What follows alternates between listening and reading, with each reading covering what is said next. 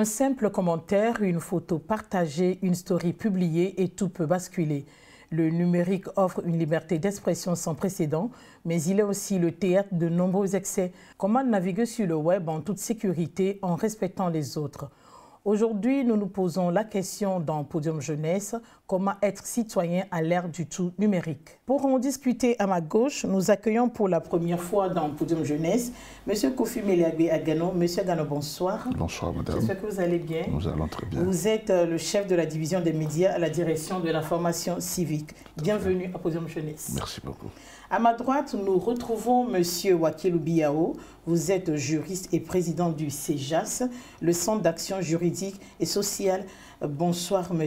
Biao. Bonsoir, madame. Et merci d'être là encore une fois à Podium Jeunesse. C'est un plaisir. Ensemble, nous tenterons de comprendre comment faire du numérique un espace de dialogue et de respect. Bonsoir à toutes et à tous. Bienvenue dans Podium Jeunesse. Pour démarrer ce débat, M. Biao, M. Agano, une question simple mais essentielle. Qu'entend-on concrètement par civisme numérique? S'agit-il d'être poli sur les réseaux sociaux ou y a-t-il une dimension plus profonde, M. Biao? Merci beaucoup, madame, pour la question. Le civisme numérique, il est donc essentiel de comprendre d'abord ce que c'est que le civisme. Et pour moi, tout ce qui est civisme a trait au respect, l'éthique, la déontologie et beaucoup plus les comportements responsables et raisonnables. Donc voilà un peu ce genre de définition qui s'ajoute au numérique. Donc il faut comprendre qu'il s'agit bien là des comportements responsables, éthiques et raisonnables dans l'utilisation des réseaux numériques et autres. Merci. Merci. Monsieur Agano, vous avez un ajout? Je prendrai cette passerelle pour parler plutôt de citoyenneté numérique. Et là, dans ce cadre, nous allons vers l'individu, celui qui vit dans la cité et son comportement en relation avec l'utilisation de cet outil qui est l'outil numérique. Donc je dirais que c'est un maniement responsable et actif de l'outil numérique dans sa communauté, tout en tenant compte du respect que nous devons aux autres et des lois qui nous gouvernent dans la société. Merci. Monsieur Biao, selon votre expérience de terrain, quelle est la plus grande menace qui pèse sur les jeunes en ligne? Le cyberharcèlement, la désinformation ou la perte de la vie privée? Je voudrais aussi dire que les trois menaces pèsent. Quand on prend déjà le cyberharcèlement, c'est pertinent. Et les insultes et consorts aussi sont vécues sur le numérique au quotidien. Quand on prend aussi la désinformation, les récents événements ont prouvé clairement qu'il s'agit là d'un problème majeur qu'il faut aussi chercher à résoudre dans nos communautés. Et quand on prend aussi le côté, la perte de la vie privée, ça c'est normal. Autant que les gens s'harcèlent, qu'il y a des fake news, que les gens publient des données à caractère personnel sans avis, sinon sans autorisation de la personne à qui appartiennent ces informations, c'est là encore des menaces. Mais là, actuellement, ce qui est beaucoup plus criard, c'est la désinformation. Merci. Que pensez-vous de la question, M. Agano? Je crois que nous avons tout à faire attention à l'usage du numérique aujourd'hui. Tous les mots que vous venez de citer sont le quotidien des internautes et de ceux qui peut-être ne sont même pas des utilisateurs de cet outil-là, dans la mesure où on passe par ce truchement pour harceler, le cyberharcèlement, on passe par ce truchement pour anarquer le vol, on passe par ce truchement pour dénigrer les gens, porter atteinte à la vie privée. Mais ce qui fait le plus mal, c'est lorsque l'individu même, sans connaître les conséquences des actes qu'il pose, se met tout seul au devant de la scène en étalant toute sa vie privée. Aujourd'hui, nous parlons d'estimisation. L'être humain aujourd'hui a plus tendance à se mettre sur le toit du monde et dire tout ce qu'il a envie de dire à travers les réseaux sociaux. Et ça, c'est des comportements nouveaux qui font qu'aujourd'hui, la vie privée n'est plus respectée. Monsieur Biao, en plus de ce que M. Agano vient de dire, d'après votre expérience avec les jeunes, quelles sont les plus grandes dérives que vous observez en ligne au niveau des jeunes? En ce qui concerne les plus grandes dérives, je dirais que l'aspect perte de vie privée est criard, parce que beaucoup plus accru sur les réseaux sociaux. Ils sont beaucoup plus concentrés à parler d'eux, à beaucoup plus dire de ce qu'il faut dire et ce qu'il ne faut pas dire à la fois sur les réseaux sociaux, si bien qu'ils se laissent aller en perdant leur estime, selon moi. Ils perdent leur estime sur les réseaux sociaux Et ça fait que, au-delà de tout, ils contribuent même aux questions de harcèlement, hein, cyberharcèlement, les jeunes. Et sans oublier aussi la question de la désinformation. Ces jeunes, franchement, ils ne sont pas à l'abri de tant autres qui sont ceux qui partagent les plateformes numériques et autres. Et une fois que l'information est tombée, ils sont juste là à partager sans chercher à informer. Et sans chercher la source. La source est autre. Donc d'abord même la recherche de la source reste méconnue par ces jeunes, s'il faut dire ça. Et ça fait qu'ils sont beaucoup plus dans la désinformation. Et moi, je pense que ce sont des dérives comme ça. Merci. Je reste toujours avec vous. Merci pour vos éclaircissements. Tournons-nous à présent vers le terrain. En tant que président d'un centre d'action juridique et sociale, comment votre centre s'y prend-il concrètement pour sensibiliser les jeunes au civisme numérique et quels résultats concrets observez-vous sur le terrain? Au centre d'action juridique et sociale, nous sommes beaucoup plus focalisés sur la mobilisation citoyenne pour la bonne cause. Et qui dit la bonne cause, il faut aussi travailler sur les questions de la désinformation. Parce que quand l'information vient, chez nous, on s'appelle le laboratoire, au fait. Puisque quand on dit le laboratoire, c'est quand on reçoit les informations que c'est traité, c'est à la personne patiente que l'information est partagée. Donc, ce qui veut dire que les jeunes sont sensibilisés sur façon il faut collecter les données, comment il faut les traiter et comment il faut les divulguer. Est-ce que ça, c'est des données à divulguer à vue d'œil ou bien ce sont des données à peut-être communiquer à la personne responsable de cette situation et autres? Et au niveau de nos sensibilisations, certes, il est important d'utiliser son téléphone, son ordinateur et autres, mais est-ce que l'information qu'on reçoit, c'est l'information d'ailleurs à cliquer, ça c'est un, pour chercher à voir ce qui se trouve à l'intérieur? Est-ce que c'est l'information à suivre pour d'abord sa santé mentale? Et tout ça, ce sont des éléments que nous utilisons lors de nos sensibilisations. Et nous interpellons beaucoup plus les jeunes à beaucoup plus de prudence sur ce qu'ils reçoivent, les liens et autres, sur des vidéos qu'ils suivent et consortent d'abord pour leur santé mentale, avant de venir sur l'aspect juridique où ils peuvent se retrouver dans des situations pas possibles. Et voilà un procureur qui peut se saisir de l'affaire et autres. Donc, lors de nos sensibilisations, on se permet aussi de leur dire que lorsque vous recevez des informations, il est important de chercher la source. Lorsque vous n'avez pas la source, c'est une information à jeter à côté sans publier.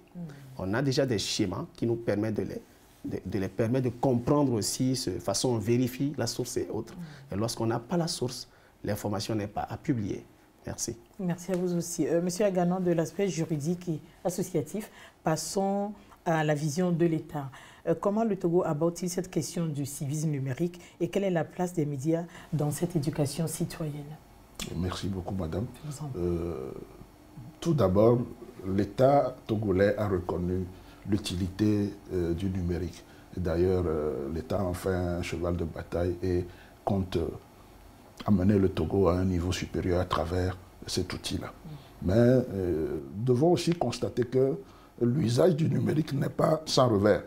Et donc, à ce titre, l'État a très rapidement pris les taureaux par les cornes en initiant des programmes et des activités de sensibilisation et d'information.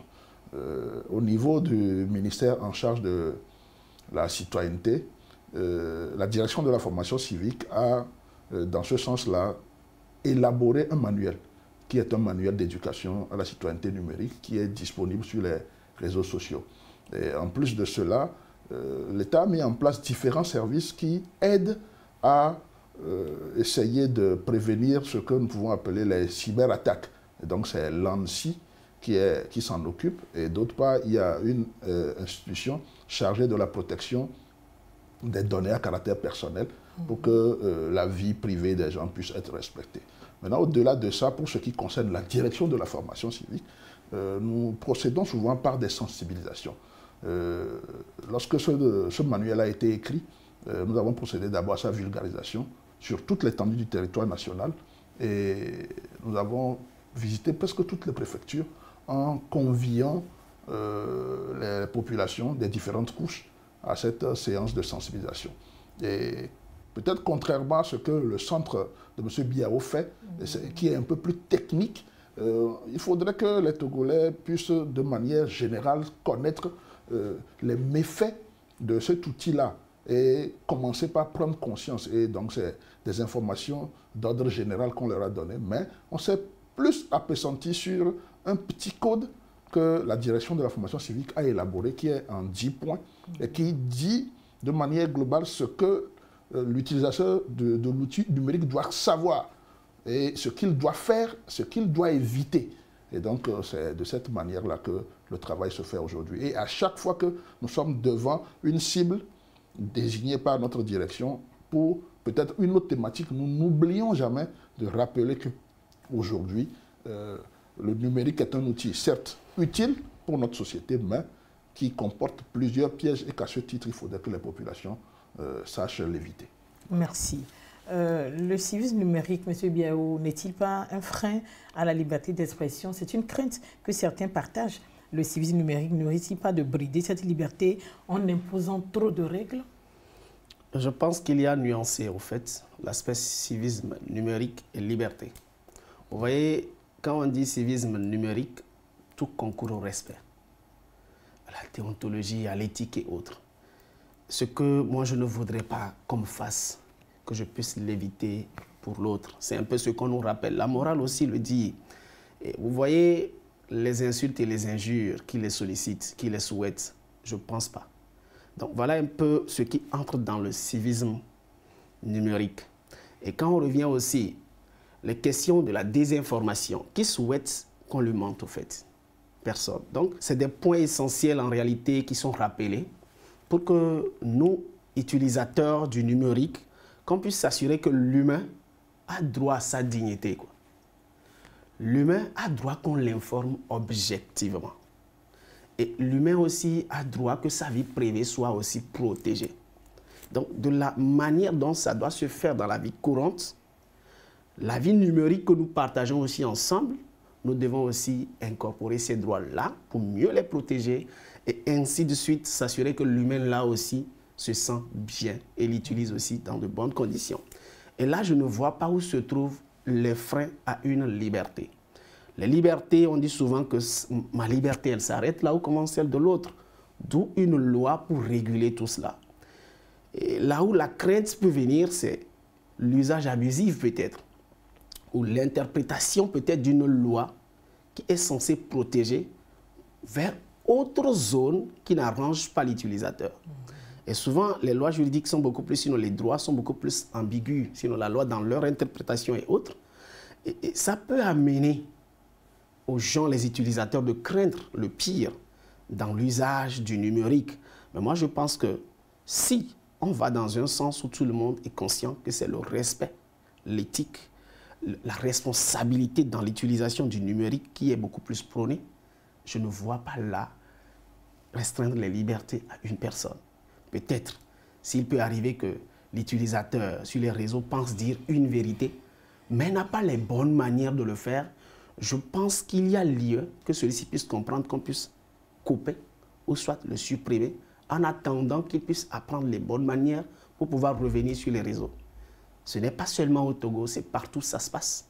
Récemment, des leaders ont vu leurs comptes bloqués parce qu'ils n'ont pas la manière. Le civisme numérique, ils l'ont manqué et donc, il faut donc restreindre tout cela. Donc, je ne vois pas que si on veut prôner le civisme numérique, quelqu'un peut se dire « j'aurai pas ma liberté là ». Par contre, c'est pour nous protéger.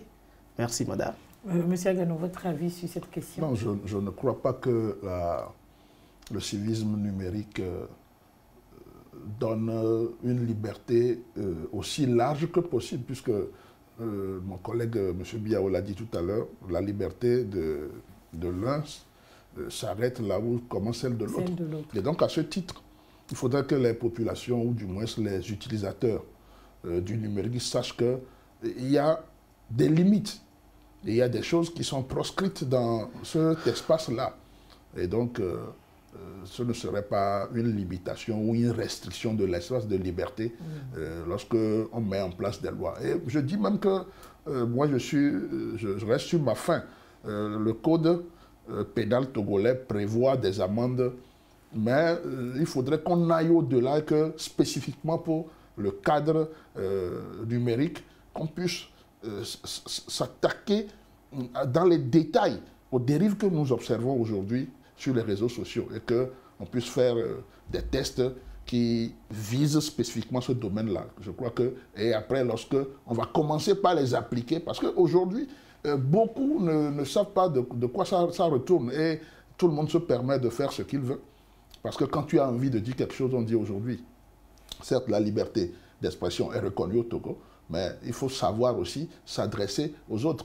Et on se permet d'égratigner les gens, on se permet de les insulter, alors que tout ça là, il y a des lois qui interdisent ce genre de comportement. Et donc à ce titre, il faudrait qu'on puisse commencer dès maintenant par parler de ces tests-là, si on trouve qu'il y a des lacunes dans certains domaines, qu'on puisse combler ces lacunes et qu'on applique strictement ces lois. Je crois que ça va essayer de discipliner tant soit peu ce domaine qui, si on ne prend pas garde, risque de mettre à mal notre pays. Merci beaucoup. Les réseaux sociaux sont un espace de liberté incroyable, mais cette liberté vient avec une grande responsabilité. Chaque jour, nous avons le pouvoir de changer la conversation, de partager des idées, mais aussi parfois de propager des fausses informations. Alors, comment utilise-t-on ce pouvoir? Dans ce reportage, nous avons donné la parole aux premiers concernés, les jeunes. Ils nous expliquent comment ils naviguent entre le vrai et le faux pour devenir des acteurs d'un civisme numérique plus fort.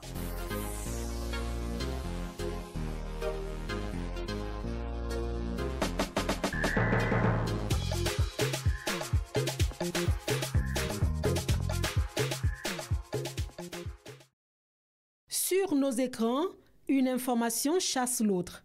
Mais entre le vrai et le faux, la ligne est parfois floue. C'est là que le civisme numérique prend tout son sens. Premièrement, j'identifie la source. Après, j'examine le contenu. Je vérifie la date et le contexte et je réfléchis avant de cliquer sur « Partager ». Et aujourd'hui, ce ne sont pas les médias, les télévisions, les radios qui publient des fausses informations, mais ce sont les réseaux sociaux. Alors, pour vérifier l'authenticité des informations, avant de les partager sur les réseaux sociaux, moi, j'ai souvent l'habitude d'aller faire recours aux médias comme les télévisions, les radios, bien les plateformes de certaines télévisions pour voir si cette information est déjà diffusée sur ces réseaux et ces médias. Donc voilà comment je fais. Ou bien souvent, j'utilise aussi la méthode de l'image inversée. Parce que certaines informations sont vraies, mais l'image ou bien la vidéo qui accompagne l'information n'est pas vraie. Donc avec la méthode de l'image inversée, je vais trouver si l'information est vraie ou pas. Un clic de trop peut propager une fausse nouvelle. La désinformation est un piège dans lequel on peut tous tomber. Un titre choc, une image sortie de son contexte et le mal est fait. Je n'ai jamais été victime d'une désinformation. Avant de partager quoi que ce soit, je prends mon temps d'examiner les contenus, de vérifier les données. Et cette habitude m'aide à éviter les pièges et les désinformations. Oui, il s'agissait d'une information qui avait voulu une large diffusion pour bénéficier de quelque chose. Donc, comme il y avait bénéfice, j'ai voulu partager l'information. Et j'ai partagé l'information dans des groupes, puisque ça demandait de partager dans 5 ou bien 10 groupes. Je l'ai partagé avant de me rendre compte qu'au fait, c'était un faux lien que j'ai partagé. Mais ça m'a appris aussi à être prudente et prochainement ne plus partager des fausses informations. Les plateformes numériques ne sont pas que des outils, ce sont des actrices. Beaucoup pensent qu'elles doivent faire plus pour aider les jeunes à démêler le vrai du faux. Les réseaux sociaux et les plateformes ont un rôle crucial à jouer dans ce domaine, comme filtrer et vérifier les informations, éduquer et sensibiliser les utilisateurs et sanctionner ceux qui partagent des fausses informations. Les réseaux sociaux doivent premièrement améliorer leur algorithme, puisque s'ils améliorent leur algorithme, ils pourraient détecter les fausses informations et ne pas autoriser la diffusion de ces fausses informations. Et les réseaux sociaux aussi doivent sensibiliser les consommateurs ou bien les utilisateurs de ces sites de savoir comment l'utiliser pour pouvoir éviter les fausses informations. Le civisme numérique, c'est avant tout un geste simple. Ne pas partager sans vérifier. En cultivant notre esprit critique, on fait des réseaux un lieu d'information fiable. C'est ça, le pouvoir d'un jeune citoyen connecté. Nous venons d'entendre les jeunes eux-mêmes et leurs interrogations, mais la question qui se pose maintenant est la suivante. Quelles sont les solutions concrètes pour les accompagner? C'est ce que nous allons voir. Monsieur Aganon, aujourd'hui, avec la division de la formation civique, quels sont les programmes et les initiatives mises en place pour former concrètement les jeunes à la citoyenneté numérique? Bien, merci beaucoup, madame. Au niveau de la direction de la formation civique, nous sommes une direction transversale qui touche à beaucoup de sujets. Et à ce titre, le domaine du numérique n'est pas un domaine spécifique à nous. Et donc, nous nous arrêtons à la sensibilisation des populations, toutes les catégories confondues, sur le bon usage du numérique, sans rentrer dans les détails. Et donc, c'est d'autres structures telles que l'ANSSI ou d'autres structures de l'État qui vont dans les détails pour vraiment former les jeunes et donner des formations spécifiques. Pour ce qui nous concerne, nous attirons l'attention des cibles que nous avons devant nous sur la nécessité de bien se comporter à travers l'outil numérique et de l'utiliser surtout pour la construction du pays, pour la participation citoyenne, pour tout ce qui concourt au développement du pays. Donc voilà un peu ce que je peux dire pour le moment. Nous savons que l'État ne peut pas agir seul. Comment travaillez-vous avec les acteurs de la société civile et les associations de jeunes pour coordonner vos efforts et maximiser l'impact de vos actions? Je parlais tout à l'heure du manuel d'éducation à la citoyenneté numérique. Ce manuel n'a pas été conçu rien qu'avec les cadres de la direction de la formation civique. Nous avons eu à collaborer avec le ministère en charge du numérique, le ministère de la Sécurité et également avec les organisations de la société civile. Et lorsqu'il y a des associations qui interviennent dans le domaine du civisme, qui ont besoin d'un appui technique, ils viennent vers nous et nous leur fournissons de la documentation. Et nous avons par exemple dans notre direction le manuel.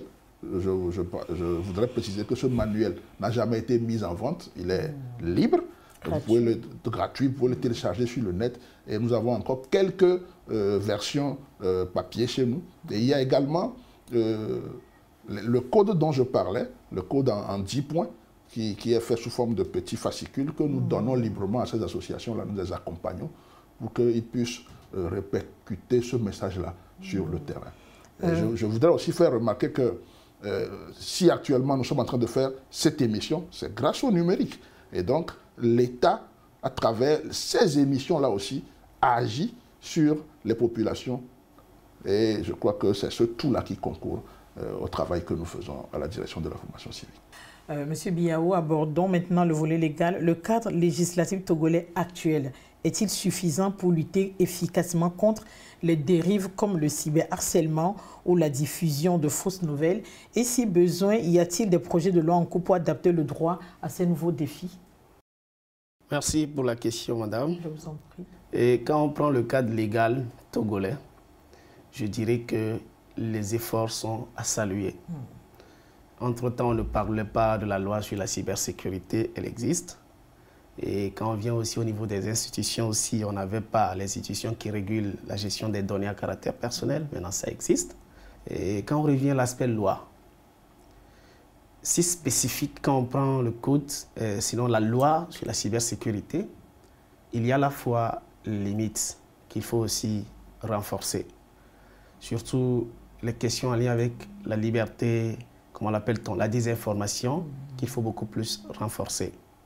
Et vous allez voir que même au niveau du code de la presse aussi, entre-temps, il y a eu des débats autour de qu'est-ce qu'on appelle médias et autres. Est-ce que les YouTube et consorts sont considérés des médias? Donc, c'est des débats qu'il faut aussi construire et actualiser et intégrer au cadre interne pour que ça puisse englober un peu l'aspect général de la chose. Sinon, le numérique actuellement, il y a un chemin à faire s'il faut vraiment réguler. Il y a un chemin à faire sur l'aspect loi, aspect institution aussi s'il faut mettre en place. Et quand on prend aussi le côté des informations dans son ensemble, est-ce que je peux aussi dire qu'il y a Togo Tchèque qui est là, qui fait aussi un boulot formidable, qui permet de s'assurer que c'est ça. Mais est-ce que lorsque l'information est vérifiée, qu'il y a eu de la désinformation, comment on traite ça juridiquement? Je pense qu'au niveau des procureurs, il y a toujours un problème. Parce que vous allez voir qu'ils seront contraints d'aller au niveau du code pénal. Il n'y a pas encore des lois spécifiques qui vraiment disent, lorsque tu fais le fake news voilà comment on doit traiter ce cas-là, comment on doit juridiquement gérer ça, c'est quoi la peine encourue et tout. Tout est relié à des questions de diffamation, ainsi de suite, en lien avec le code pénal. Qu'il y a lieu aussi de renforcer tout ça, pour que spécifiquement on puisse... Pourquoi pas avoir le code du numérique, en fait? Okay. Un code du numérique, c'est-à-dire qui traite de tout ce qui est numérique. C'est pertinent. Et au-delà, qui prévoit aussi les sanctions en lien avec le numérique. Je rêve de ça. Et je peux aussi dire que peut-être dans les coulisses, les gens y travaillent et que peut-être c'est en gestation. Le jour où ça sera beaucoup plus visible, on aura la bonne nouvelle pour qu'on puisse mieux l'exploiter. Merci. Vous avez un ajout, M. Agano, à la question? Non, je crois que M. Biao a tout pris en compte. Et c'est ce que nous appelons tous de nos voeux, d'avoir des tests qui prennent en compte ce domaine-là qui est un nouveau domaine et qui ne permet pas de saisir ou d'appréhender à sa juste mesure tout ce qui s'y fait et toutes les dérives qu'on observe aujourd'hui. Du point de vue de l'État, quelle est la priorité numéro 1 à adresser pour protéger la jeunesse togolaise dans le monde numérique? Je crois que c'est d'arriver à conscientiser nos jeunes. Surtout que cet outil aussi, en dehors du cyberharcèlement, du dénigrement ou de la désinformation, agit même sur l'état psychologique des populations. Aujourd'hui, nous sommes tellement dépendants de cet outil, tellement dépendants que je m'amuse à dire des fois que certaines personnes voient leur capacité à mémoriser diminuer de manière drastique. Il y a un aspect social que nous n'observons pas dans une maison où le numérique est utilisé à outrance. Il n'y a plus une cohésion sociale. Il n'y a plus de communication. Excusez-moi, quand le papa fait l'erreur de revenir à la maison avec son ordinateur, maman est à la cuisine avec son portable. Les enfants sont peut-être dans leur chambre ou sous les escaliers connectés. Il n'y a plus personne. Je me permets de vous raconter cette histoire. Il y a des amis qui ont voulu se retrouver un après-midi pour prendre un pot. Et lorsque, par malheur, ils n'ont pas eu la présence d'esprit de mettre leur portable de côté, ils ont passé 3 heures ensemble sans se dire un mot. Et donc, il faudrait qu'on arrive à voir cet aspect-là aussi. C'est vrai qu'aujourd'hui, on n'observe pas dans nos sociétés ceux qui sont des dépendants de l'outil numérique ou bien des accros. Mais ailleurs, on voit des gens qui peuvent se connecter. Et lorsque vous voulez leur prendre le téléphone ou vous voulez les déconnecter, ils font une crise. Et donc, c'est des aspects qu'il faut commencer par prévenir.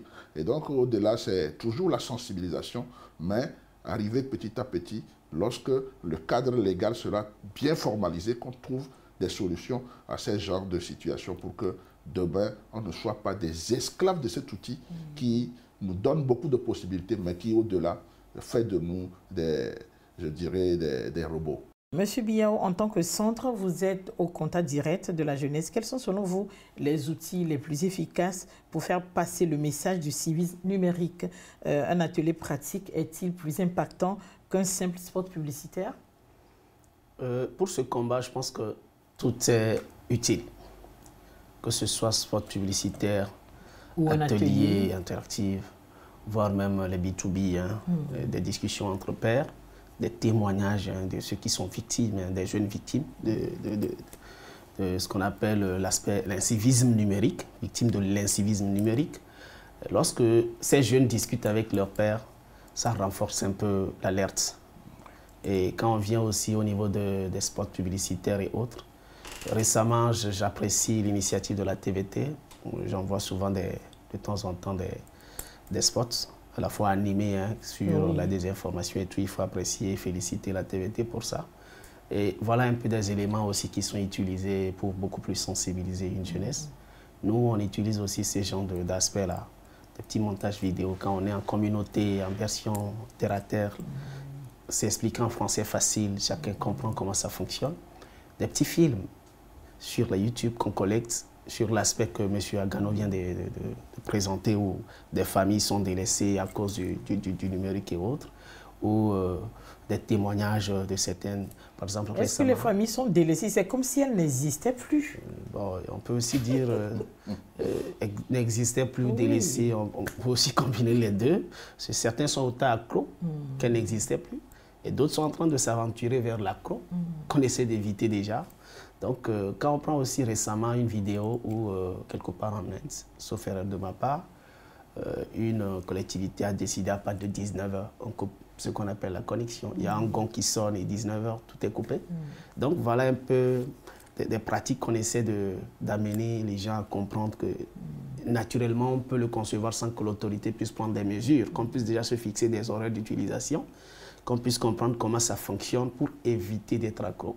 Le problème, c'est quand on est accro, nous utilisons aussi les émissions radio, avec les radios communautaires. Récemment, j'étais sur la radio Tabala, spécifiquement sur le TikTok, où les couples même sont en crise à cause des TikTok. Donc, ces aspects-là, on essaie d'évoquer pour vraiment sortir l'humain, sinon le jeune, de ce fléau-là. Parce que ici, c'est les jeunes.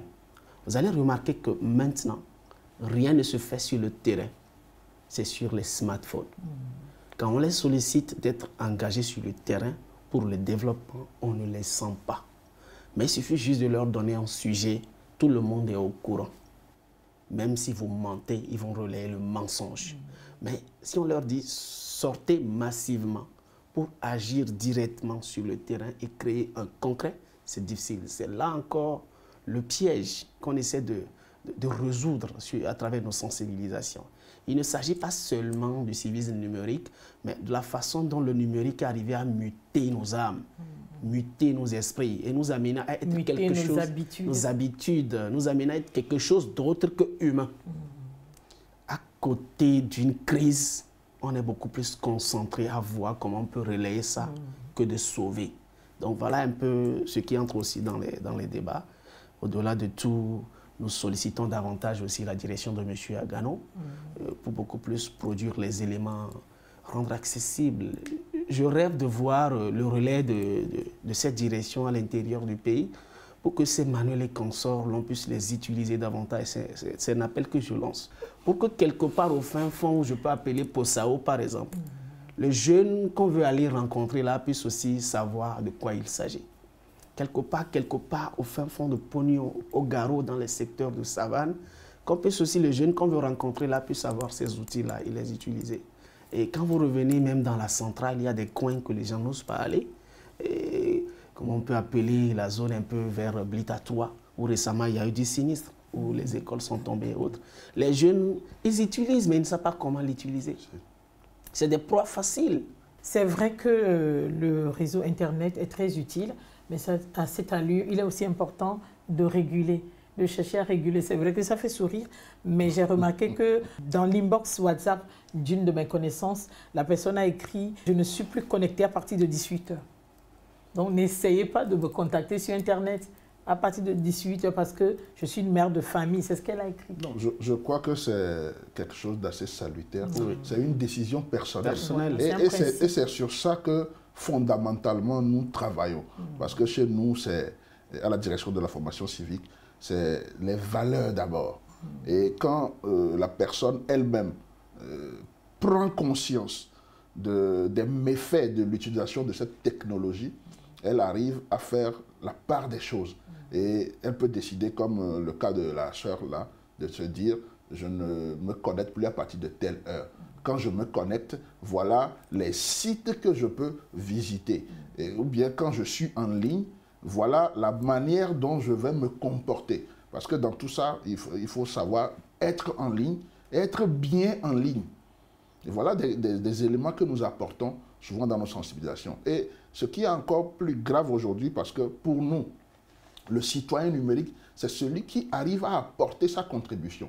Alors que cet outil nous ouvre le monde grandement et nous avons un peu de tout qui arrive et malheureusement, nous ne savons pas faire le tri et prendre ce qui peut nous aider à construire nos pays qui ne sont pas au même niveau que les autres qui nous assaillent avec leur culture. Et aujourd'hui, en plus des méfaits que je peux dire qu'on commençait avec l'esclavage, la colonisation et tout le reste, aujourd'hui, la colonisation culturelle nous déracine et aujourd'hui, dans nos sociétés, vous avez un peu de tout. Nos bases sont sapées et le jeune n'a plus de respect pour l'aîné. Les conditions de vie chez nous ne sont plus les mêmes. Nos manières de voir la société, ce n'est plus ça. Et tout cela concourt à la fragilisation du tissu social. Et donc, vous savez que dans ces conditions, on ne peut pas espérer grand-chose de nos pays. Donc, c'est pour cela qu'il faut faire un effort, mettre tout le monde à contribution, que ce soit l'État, à travers ce que l'État fait à travers les ministères en charge de la citoyenneté, du numérique et de la sécurité dans une certaine mesure, de la justice aussi, mais aussi les organisations de la société civile. Et surtout, nous invitons aussi les leaders religieux qui aujourd'hui sont, je dirais, peut-être plus... Ils sont de gros consommateurs d'Internet? Non, ils sont de gros consommateurs d'Internet, mais qui sont plus écoutés dans une certaine mesure. Ils sont devenus des leaders d'opinion? Parce qu'aujourd'hui, l'Africain, fondamentalement, aime Dieu et craint Dieu. Et à ce titre, il écoute religieusement ce que son leader lui dit. Et moi, je dis, ce n'est pas parce que je méconnais l'efficacité du travail que nous faisons, mais lorsque l'État envoie quelqu'un dans une contrée assez éloignée pour leur parler de civisme et citoyenneté, ils vont vous écouter. Tout dépend de la manière dont vous passez le message. Mais lorsque le prêtre, le pasteur ou l'imam ou le toboko prend des gens dans un couvent et leur dit à partir d'aujourd'hui, voilà ce que vous devez faire. Il y a plus de possibilités que ces gens-là puissent suivre à la lettre ce que le leader a dit. Donc c'est à ce titre-là que je voudrais, sur ce plateau, inviter tous ces gens-là, les leaders religieux et surtout ceux qui sont des médias, à se joindre à la lutte, pour qu'on puisse arriver à limiter les dégâts, sinon à l'allure où nous allons à la dérive. Il y a à craindre. Il y a vraiment à craindre. Merci, M. Agano. M. Biao, nous sommes à la fin de nos échanges. Au-delà des grands principes, quels sont les 3 conseils pratiques que vous donneriez à un jeune pour être un citoyen numérique exemplaire? Il y en a plusieurs, mais je vais quand même trier 3. Voilà. Le premier, soyez responsable en utilisant les réseaux sociaux.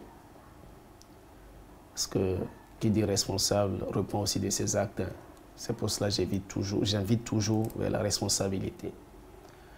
À travers les réseaux sociaux, protégez vos vies, c'est très important. La vie privée, c'est très important. La dignité humaine est respectée, c'est sacré. À travers aussi le numérique, assurez-vous de ne pas nuire. Parce que le principe de ne pas nuire, c'est sacro-saint. C'est-à-dire dans toute chose. Ça fait la responsabilité, le ne pas nuire. Et au même moment, essayez beaucoup plus d'être humain. C'est important, madame. Merci, M. Biao. M. Agano, vos 3 conseils pratiques que vous donneriez à un jeune pour être un citoyen numérique exemplaire? Bon, je dirais dans un premier temps, quand on veut utiliser un outil, il faut connaître les contours de l'outil. Et donc, j'invite tous les jeunes qui utilisent aujourd'hui le numérique, que ce soit à travers les smartphones, d'autres outils plus développés, à connaître qu'est-ce qui encadre l'usage de cet outil-là dans notre pays. Parce que très souvent, le Togolais, dans une certaine mesure, méconnaît la loi. Je dirais en seconde position qu'il faudrait que les utilisateurs fassent très attention pour ne pas divulguer des informations à caractère personnel. Et dans une certaine position, troisième position, éviter de dénigrer notre pays, le Togo, à travers l'outil numérique. Parce que, en ce faisant, nous faisons du tort sans le savoir.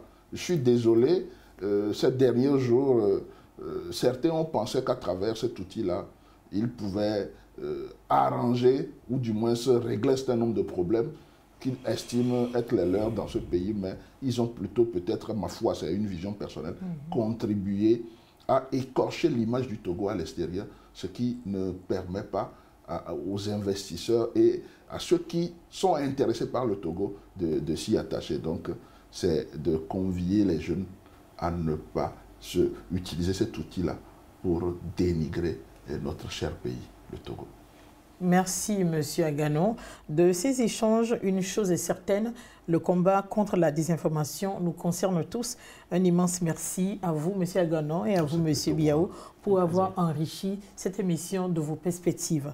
Je vous rappelle que Monsieur Aganon est le chef de la division des médias à la direction de la formation civique et Monsieur Biao est juriste et président du CJAS, le Centre d'action juridique et sociale.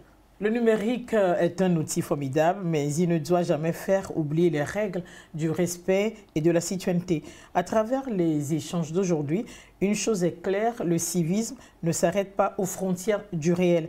Il s'étend aussi à nos écrans, à nos clics, à nos mots, aux jeunes de prendre le relais, de faire du web un espace plus responsable, plus humain. Le changement commence maintenant et il commence avec eux. Merci de nous avoir suivis. À la prochaine.